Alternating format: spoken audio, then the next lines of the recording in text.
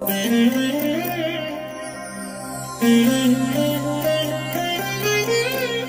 దినం పరము నుండి దిగివచ్చు మాట. ఇది నీ జీవితానికి వెలుగుల బాట. నీ ఒడిలో ఉంచబడిన దీవెనల మూట, అద్భుతాల ఆనంద ఊట. ఫిబ్రవరి 6 సంవత్సరమంతా మీరు బైబిల్ చదివి ముగించడానికి ఈరోజు మీరు చదవవలసిన లేఖన భాగం ఉదయం పాత నిబంధన నుండి నిర్గమాకాండము 39 మరియు 40 అధ్యాయములు. సాయంత్రం క్రొత్త నిబంధన నుండి మత్తయి సువార్త 23వ అధ్యాయము 23 నుండి 39వ వచనం వరకు. ప్రియమైన దేవుని బిడ్డలారా, ఈ ఉదయకాలం ప్రభు మిమ్మల్ని తన వెచ్చనైన కౌగిలిలో దాచి కాపాడి బలపరిచి భద్రపరిచి మిమ్మల్ని దీవించునుగాక. అందరూ బాగున్నారు కదూ? ఈరోజు ఎన్నెన్నో ఆలోచనలతో మీరు నిద్ర నుండి మేలుకొని ఉంటారు. మీరు తలంచిన ప్రతి ఆలోచన దైవ చిత్తానుసారమైనదైతే తప్పకుండా దేవుడు మీకు మేలు కలగచేస్తాడు. ఆయన తన చిత్తాన్ని మీ అందు నెరవేరుస్తాడు.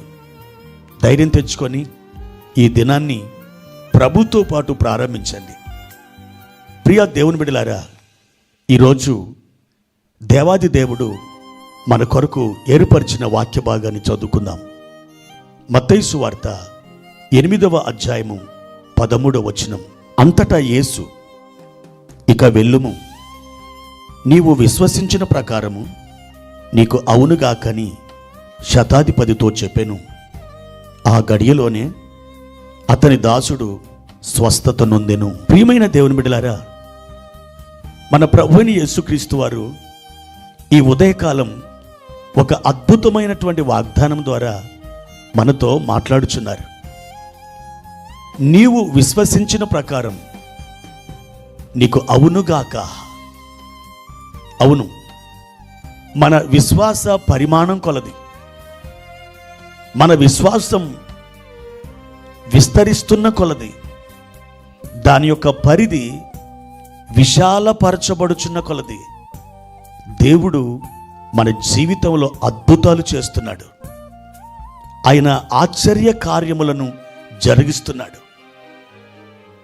మన యొక్క విశ్వాస పరిమాణం ఏ లెవెల్లో ఉంటుందో ఆ లెవెల్ ప్రకారంగా, ఆ స్థాయి ప్రకారంగా దేవుడు తన కార్యాలని మన యందు జరిగించుచున్నాడు. క్రీస్తునందు నా ప్రియమైన దేవుని బిడ్డలారా, దేవుని మాటకు మనం లోబడినప్పుడు, దేవుని వాగ్దానాన్ని మనం విశ్వసించినప్పుడు మనం తదుపరి పొందబోయేది ఏమిటో తెలుసా? అద్భుతం.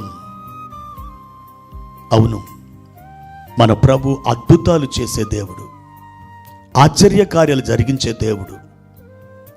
ఒక గొప్ప దైవజనుడు మైక్ ఫ్రాంక్జిన్ అనే దైవజనుడు అంటాడు, దేవుని యొక్క అద్భుతం 100 సమస్యలను పరిష్కరిస్తుంది. నిజమే, నీ సమస్యలన్నీ పరిష్కారం కావడానికి దేవుడు ఒక అద్భుతాన్ని నీ పరిధిలో, నీ జీవితంలో ఆయన జరిగించవలసినది. నీవు నేను విశ్వసించి ఆరాధిస్తున్నటువంటి దేవుడు అద్భుతాలు చేసే దేవుడు. ఒక పర్యాయము ఒక దైవజనుడు దారి తప్పాడట. ఆ దారి తప్పి ఆ సాయంకాల వేళ చాలా దూరం నడుచుకుంటూ వెళ్ళాడు. ఆ దారి కాస్త పర్వతం శిఖరం మీదకి తీసుకుని వెళ్ళింది. చుట్టూ గాఢంధకారం, దారి కనిపించట్లేదు. అతడు ఆ శిఖరం మీదకి వెళ్ళినప్పుడు ముందుకు వెళితే పెద్ద లోయ ఉందని తనకు తెలియదు. ఒక రాయి మీద అడుగు వేశాడు. ఆ రాయి దొర్లి అతడు అమాంతంగా కింద పడిపోయాడు. గట్టిగా కేక వేస్తూ ప్రభువుని పిలుస్తూ అతడు కింద పడుతుండగా ఒక చెట్టు కొమ్మ అతనికి దొరికింది. వెంటనే పట్టుకున్నాడు. దేవా, నన్ను కాపాడు, నాకు ఈ చెట్టు కొమ్మ దొరికింది, నేను పడిపోతున్నాను, ఈ చెట్టు కొమ్మ కూడా వంగిపోతుంది, నాకు సహాయం చేయండి అని అతడు కేకలు వేస్తున్నాడు. ఈలోపు అతనికి ప్రభువారు ప్రత్యక్షమయ్యారట. నా బిడ్డ, నేను నిన్ను కాపాడుతాను, నీవు నన్ను పిలిచావు గనక నేను నీ దగ్గరకు వచ్చాను, నీవు పట్టుకొని ఉన్నటువంటి ఆ చెట్టు కొమ్మను వదిలిపెట్టు అని చెప్పాడట. ప్రియమైన దేవుని బిడ్డలారా, ఏదో కాస్త అండ దొరికింది, ఆ అండ పట్టుకొని మనం కొండ బాకాలంటాం. అయితే ప్రభువారు చెప్తున్నారు, నీవు ఆ కొమ్మను వదిలిపెట్టు. ప్రభు మీద విశ్వాసం కలిగిన ఆ వ్యక్తి ఆ కొమ్మను వదిలిపెట్టాడు. తర్వాత ఏం జరిగింది? ఆ వ్యక్తి పడిపోయాడు, కానీ కింద పడలేదు, ఒక వలలో పడ్డాడు. ఎక్కడిది ఆ వల? కొన్ని నెలల క్రితం సినిమా షూటింగ్ వాళ్ళు ఆ పర్వతం మీద ఒక ఫైట్ వాళ్ళు చిత్రీకరించడానికి ఆ పర్వతం దగ్గరికి వచ్చారట. అయితే ఆ సినిమా వాళ్ళు ఆ రెండు పర్వతాల మధ్య ఉన్నటువంటి ఆ విశాలమైనటువంటి లోయలో ఒక వల కట్టారు. ఈలోపు ఆ షూటింగ్ అయిపోయింది. హీరో ఆ విలన్ని పైకెత్తి కింద పడేశాడు, ఆ వలలో పడ్డాడు. ఈ సినిమా షూటింగ్ వాళ్ళు వెళ్ళేటప్పుడు ఆ వలను విప్పకుండానే మర్చిపోయి వెళ్ళిపోయారు. ఆ విధంగా ఈ భక్తుడు కాపాడబడ్డాడు. దేవుడు ఆశ్చర్యమైన రీతిలో అతన్ని కాపాడాడు.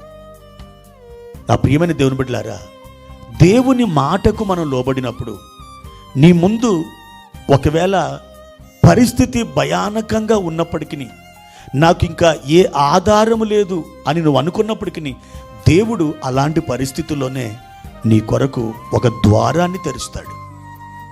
ఒక అద్భుతమైనటువంటి కార్యాన్ని నీ కొరకు ఆయన సిద్ధపరుస్తాడు. నీవు విశ్వసించిన ప్రకారం నీకు అవునుగాక అని చెబుతున్న మన ప్రభువైన యేసు నీ జీవితంలో ఈ దినం ఒక అద్భుతమైనటువంటి ద్వారాన్ని తెరవబోతున్నాడు. ఈ మాట మీరు నమ్మండి, ప్రభు మీద భారం వేయండి, తప్పకుండా ఒక విజయాన్ని మీరు స్వతంత్రించుకుంటారు. ప్రభు కృప మీకు తోడై ఉండునుగాక. ప్రార్థన. ప్రియమైన తండ్రి, మీ ఘనమైన నామానికి వందనాలు.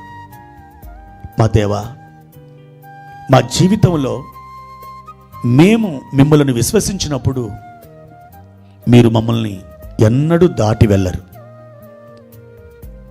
దారులన్నీ మూసుకొని పోయినప్పుడు మా కొరకు ఒక అద్భుతమైన అతీతమైనటువంటి ద్వారాన్ని మీరు తెరుస్తారు.